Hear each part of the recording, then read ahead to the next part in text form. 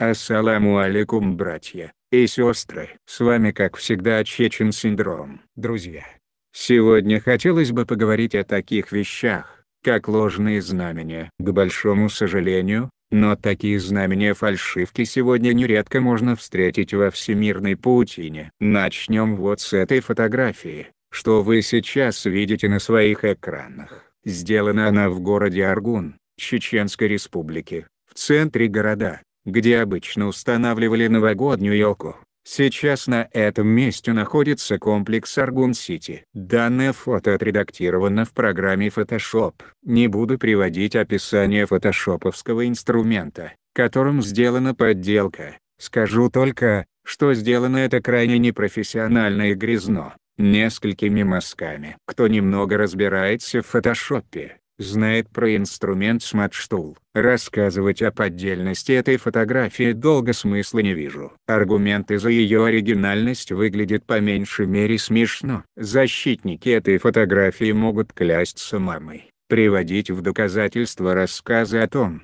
что некий Мулав Назрани видел в небе надпись «Аллах», и следовательно эта фотография является тоже реальной. Именно такой нелогический довод приводили сторонники этой фотографии на одном из сайтов. Тем более, в одной из групп социальной сети уже был оставлен комментарий по поводу этого фото, где автор признавался, что эту подделку сделали его друзья, а лишенные логики и ума разбросали фото по интернету.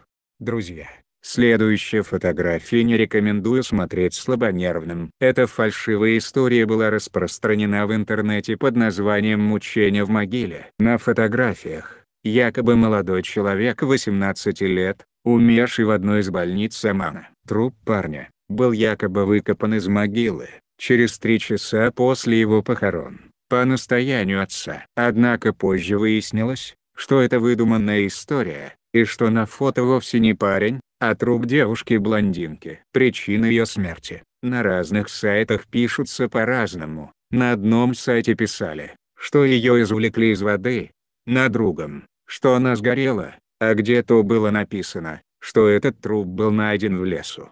Друзья, следующая история — выдумка о девушке-крысе. Многие уже из вас видели и помнят эту фотографию. Это история о девушке, которая якобы растоптала Коран и превратилась в крысу. На самом деле, как оказалось, странное существо, выдаваемое за девушку-крысу, является всего лишь частью выставки, автором которой является австралийский скульптор и художник Патриция Пиччинини.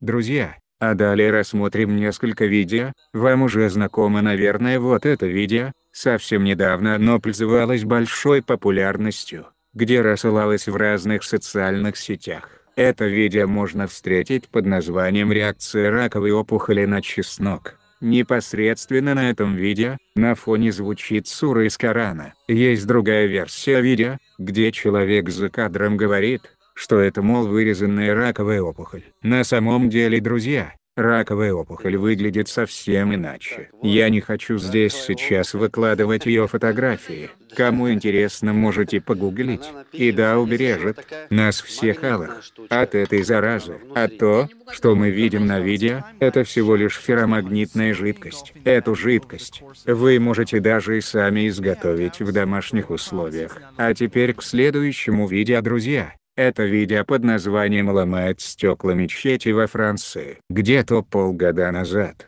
оно гуляло по WhatsApp, и если честно, я тоже тогда попался на эту удочку и стал рассылать его всем своим знакомым. Ну, понравилось мне, что этого врага ислама, как тогда я думал, настигла мгновенная карма. И все бы хорошо, друзья, только оказалось, что это далеко не Франция и совсем не мечеть. Вот оригинал этого видео. Это произошло в польском городе Люблин. На видео, какой-то дебошир разбил витрину магазина, и при попытке бегства был сбит машиной. Друзья, а теперь перейдем к этому видео. Это видео я недавно увидел на ютубе. Его можно найти под названием «Чудо в секторе Газа». На этом видео мы видим трупы морских скатов, которые сотнями выбросились на берег. За кадром какой-то человек с неграмотной речью комментирует это видео, называет это чудом, а этих скатов рыбы Атлантика, сравнивая их с какими-то баранами. На самом деле, это случилось в 2013 году. Сотни скатов по неизвестным причинам выбросилось на берег, и на месте этого человека я бы не спешил называть это чудом. Ежегодно, в разных частях света, обитатели морей и океанов сотнями выбрасываются на берег, и я думаю, это скорее всего трагедия, нежели чудо. И мне кажется, виной всему является человеческий фактор. Друзья, ну а теперь посмотрим последнее видео. Это видео я увидел буквально на днях.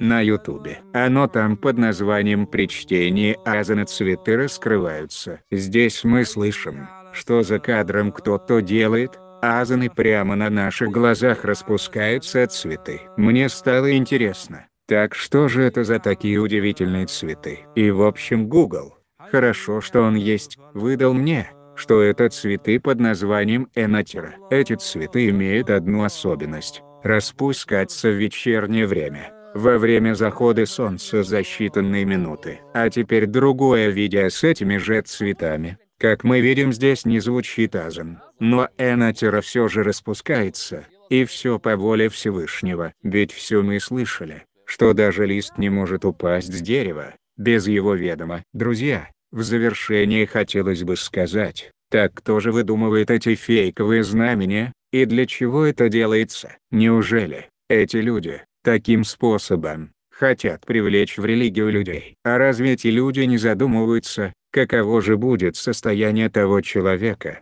когда он узнает, что он пришел в религию, увидев какой-то фейковый ролик? Пора бы уже понять этим людям, что ислам не нуждается в каких-то фальшивых роликах и фото. Знамения Аллаха достаточно для того, чтобы убедить людей в его существовании. А используя такие ложные факты, злоумышленники ставят под сомнение реальные. Разве нельзя считать знаменем то, что человек вдруг излечивается от тяжелой болезни? Или разве не знамение? Например, вы долго сидите без работы, и ваши финансы вот-вот иссякнут, как вы вдруг находите хорошую работу. Знамение в том, что волшебство Аллаха случается каждый день, и просто для некоторых из нас они стали повседневными. И напоследок, друзья, в своем видео я привел отдельные случаи фальсификации. Это не значит, что все, что вы увидите, является фейком. Просто когда вы увидите сомнительный ролик, не спешите его кому-то пересылать. Ведь у всех у нас есть интернет. Погуглите и проверьте информацию по этому файлу. И в конце, хотелось бы обратиться к некоторым авторам каналов на ютубе. Ради Аллаха, не распространяйте такие небылицы и ересь на своих каналах, ради лайков и подписки. Таким образом, вы только тешите сторонников неверия, а они в свою очередь, ассоциируют и преподносят мусульман тупыми и безграмотными людьми. Друзья, на этом у меня все. Если вам показалось это видео хоть как-то полезным, не забудьте его лайкнуть, а если нет, напишите в комментариях почему. Спасибо, друзья, и до новых встреч.